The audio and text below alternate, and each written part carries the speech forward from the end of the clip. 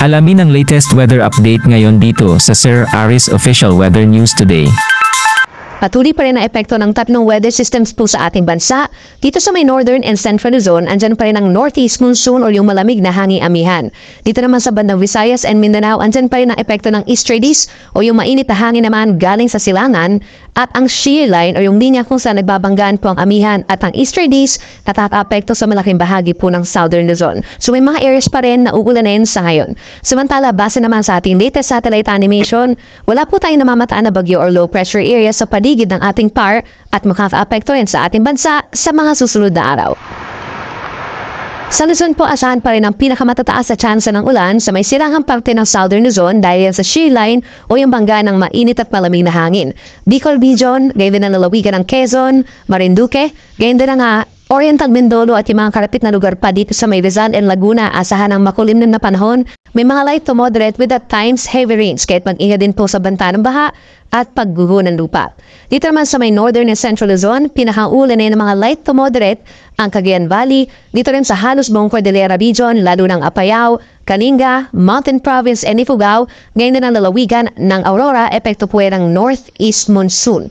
Samantala, dito naman sa natitirang bahagi ng Luzon, Ilocos Region, Abra, Benguet, rest of Central Luzon, Calabarzon, Mimaropa, and Metro Manila, partly cloudy to cloudy skies at sasamahan lamang din po ng mga pulo-pulo at may hirang pag-ulan. For Metro Manila, medyo mababa pa rin po ang tsansa na mapagulan natin at minsan lamang kumukulimlim, temperatures from 23 to 31 degrees Celsius, habang mananatiling medyo malamig pa rin po dito sa may northern and central Luzon. For Baguio City, between 14 to 15 degrees Celsius ang minimum temperature, habang sa may Tuwigaraw, pinakamababang 21 degrees Celsius. Sa ating mga kababayan po sa Palawan at sa halos buong Visayas, asahan ang fair weather conditions. So minsan, bahagyang maulap or maaraw ang kalangitan at may mga times lamang po na maulap ang kalangitan na sinasamahan ng mga pulupulong pagulan or pagkidlat-pagkulog dulot po ng easterlies. Habang uulanin naman ang ating mga kababayan po sa may eastern Visayas pa rin, lalo sa may eastern Samar, mag-ingat din po sa mga banta ng baha at landslides at tugalin pa rin ang pagdadala po ng payong epekto ng easterlies. Temperature natin sa Metro Cebu, 26 to 31 degrees Celsius. At sa ating mga kababayan po sa Mindanao, mananatiling bahagyang maulap at madalas maaraw sa ngayong umaga hanggang tanghali at pinakaulanin pa rin po dahil sa easterlies ang Surigao del Norte at Dinagat Islands. So magbaon po ng payong doon. May mga lugar pagsapit po ng hapon na magkakaroon ng mga isolated na ulan or mga thunderstorms at may mga ibang lugar rin po dito sa Mindanao na hindi naman po ulanin for today. At dahil sa easterlies, magiging mainit sa maraming lugar po dito sa may Mindanao. For Zamboanga City, Cotabato City, Jensan, and Davao City hanggang 33 degrees Celsius.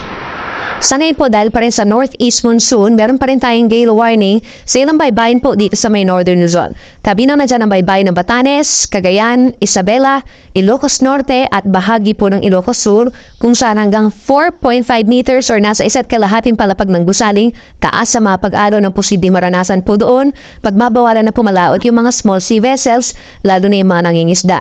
For the rest of Luzon, nasa 2 to 3 meters ang taas ng mga pag-alon, habang Banayan katamtaman ng taas, nasa 0.5 to 1 meter naman over Visayas and Mindanao. Posible na rin po matanggal yung ating gale warning by tomorrow dito sa may northern Luzon at mananatili pa rin medyo maalon sa mga susunod pa na araw. At para naman sa ating 3-day weather forecast, simula po sa Sabado hanggang sa Lunes, asahan pa rin ang mataas sa tsansa ng ulan sa may eastern section of Luzon na bagyang epekto po ng shear line, bagyang aakyat ito, habang yung ating northeast monsoon medyo nakakonfine pa rin po dito sa may northern and central Luzon. Dahil dun sa shear line, mataas pa rin ang tsansa ng ulan sa may Cagayan, Isabela, Aurora, and Quezon Province, kaya make sure pa rin po na meron dalang payong at mag-ingat pa rin sa banta ng flash floods or landslides. Samantala, simula po sa araw ng Linggo, asahan ng mataas sa tsansa ng ulan dito po sa malaking bahagi ng Mindanao, epekto po yan ng ITCZ or Intertropical Convergence Zone na siyang convergence or banggaan po ng hangin from the northern and southern hemispheres.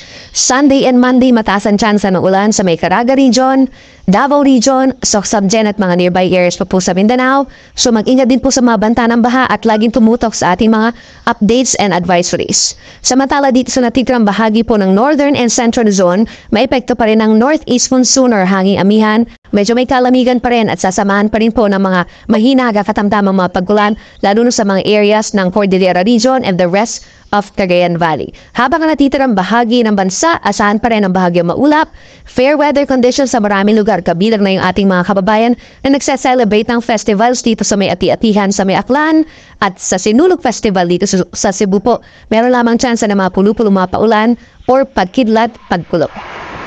Sunrise po natin ay 6:25 na umaga, sunset ay 5:47 ng hapon.